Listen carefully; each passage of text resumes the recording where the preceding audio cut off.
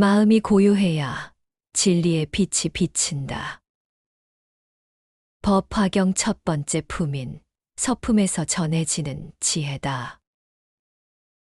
부처님이 영취산에서 법화경을 설하시기 전 먼저 무량이경이라는 대승경전을 설하셨다. 그 후 무량이 처삼매라는 깊은 선정에 드셨다. 그리고 광명을 내어 우주를 비추셨다. 왜 부처님은 가장 중요한 가르침을 전하기 전에 이런 과정을 거치셨을까? 진리를 전하는 자는 먼저 자신이 그 진리 안에 완전히 머물러야 한다. 마음이 흔들리는 자가 어떻게 다른 이의 마음을 고요하게 할 수 있겠는가? 소란스러운 마음에서 나오는 말은 듣는 이의 마음도 소란스럽게 만들 뿐이다. 부처님의 고요함은 단순한 침묵이 아니었다.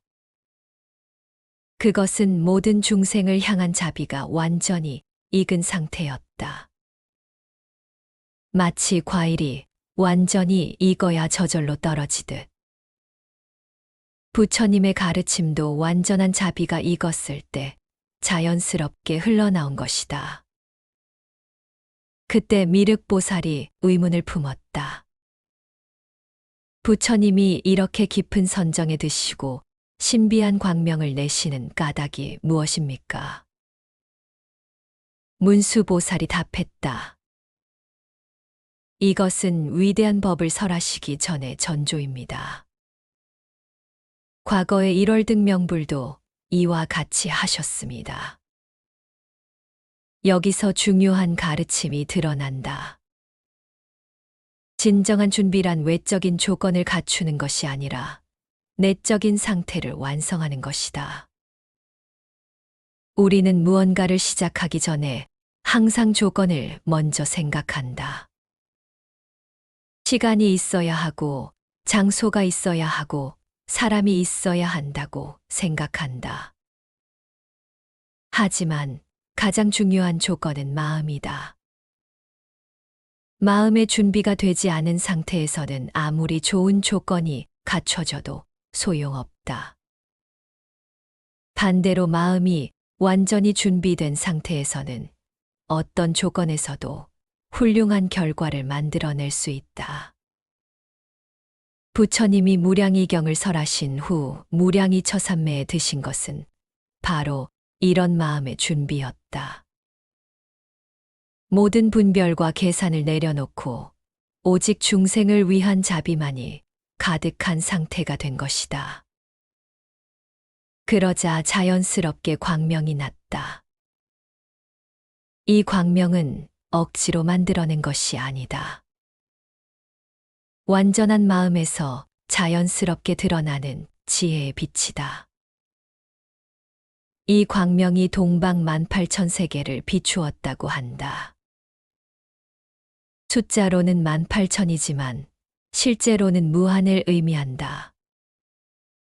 진리의 빛에는 경계가 없다는 뜻이다. 우리가 진정으로 준비된 마음으로 무언가를 시작할 때도 마찬가지다. 그 진심과 정성은 예상보다 훨씬 멀리, 훨씬 많은 사람에게 전해진다. 법화경이 시작되는 이 장면에서 우리는 중요한 교훈을 얻는다. 서두르지 말라는 것이다. 현대인들은 결과를 빨리 보고 싶어 한다. 당장 눈에 보이는 성과가 없으면 초조해한다. 하지만 진정한 성취는 충분한 준비 후에 온다. 씨앗을 심고 바로 열매를 원하는 사람은 없다. 땅을 일구고 씨를 뿌리고 물을 주고 기다려야 한다. 마음의 성장도 마찬가지다. 부처님이 무량이 처삼매에 들어가신 시간이 얼마나 되는지 경전에 나와 있지 않다. 하지만 분명한 것은 충분히 깊어질 때까지 기다리셨다는 것이다. 우리도 무언가를 시작하기 전에 이런 시간이 필요하다. 바쁘다는 핑계로 마음의 준비를 건너뛰면 결국 더 많은 시간을 낭비하게 된다. 제대로 준비하지 않고 시작한 일은 중간에 흔들리기 쉽다. 어려움이 오면 쉽게 포기하게 된다. 하지만 마음이 완전히 준비된 상태에서 시작한 일은 어떤 어려움도 이겨낼 수 있다. 그렇다면 어떻게 마음을 준비해야 할까? 첫째, 고요해져야 한다. 마음속의 잡념과 욕심을 정리해야 한다. 무엇을 얻으려는 마음보다는 무엇을 줄 수 있는지 생각해 보라. 둘째, 목적을 분명히 해야 한다. 왜 이 일을 하려고 하는가? 그 이유가 자신만을 위한 것이라면 아직 준비가 부족하다. 다른 사람에게도 도움이 되는 일이어야 진정한 의미가 있다. 셋째, 결과에 대한 집착을 버려야 한다. 최선을 다하되 결과는 받아들일 준비를 해야 한다. 결과에 집착하면 과정에서 흔들리게 된다. 부처님이 광명을 내시자 모든 참석자들이 놀라워했다. 하지만 부처님은 이를 과시하려고 하신 것이 아니다. 완전한 준비의 자연스러운 결과였을 뿐이다. 우리도 마음을 완전히 준비하고 진심으로 무언가를 시작하면 예상치 못한 좋은 일들이 일어난다. 사람들이 도와주고 기회가 생기고 길이 열린다. 이것도 억지로 만들어내는 것이 아니라 진심의 자연스러운 결과다. 서품에서 또 하나 주목할 점은 문수보살의 역할이다. 미륵보살이 궁금해하자 문수보살이 과거의 예를 들어 설명해 준다. 지혜로운 사람은 현재의 상황을 과거의 경험과 연결해서 이해한다. 역사는 반복된다고 하지만 정확히는 본질이 반복되는 것이다. 형태는 달라도 진리는 언제나 같은 방식으로 나타난다. 문수보살이 말한 이야기가 바로 그것이다. 과거에도 부처님이 법화경과 같은 위대한 가르침을 설하시기 전에는 반드시 깊은 선정에 드셨다. 그리고 광명을 내어 법을 설할 준비를 하셨다. 이것은 우리에게 중요한 교훈을 준다. 좋은 전례를 따르라는 것이다.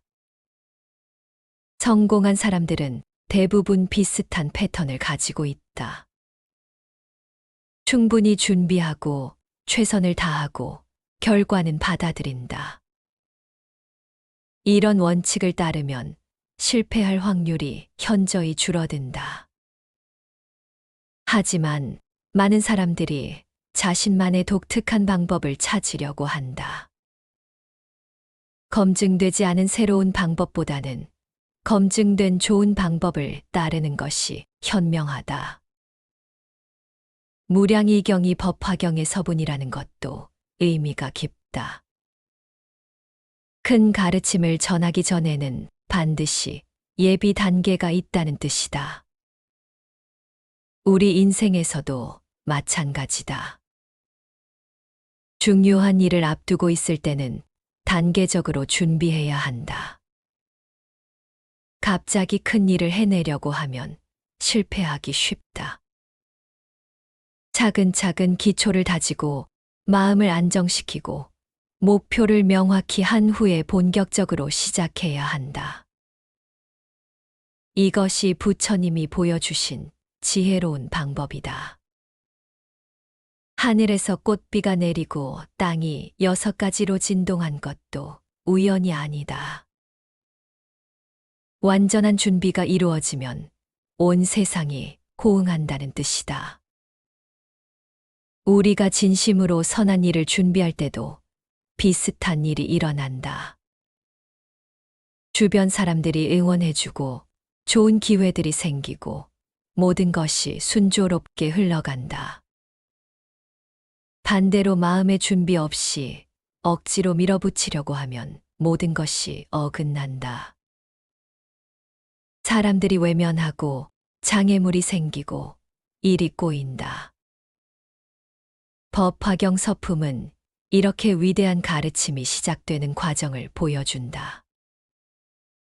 갑자기 시작되는 것이 아니라 충분한 준비를 거쳐 자연스럽게 시작된다. 우리 인생의 중요한 순간들도 마찬가지다.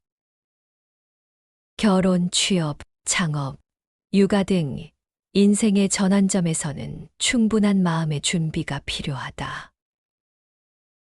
서두르지 말고 차분히 준비하라. 마음을 고요히 하고 목적을 분명히 하라. 그러면 때가 되었을 때 자연스럽게 길이 열릴 것이다. 부처님의 무량이 처삼매처럼 우리도 깊은 고요함 속에서 지혜의 빛을 키워야 한다.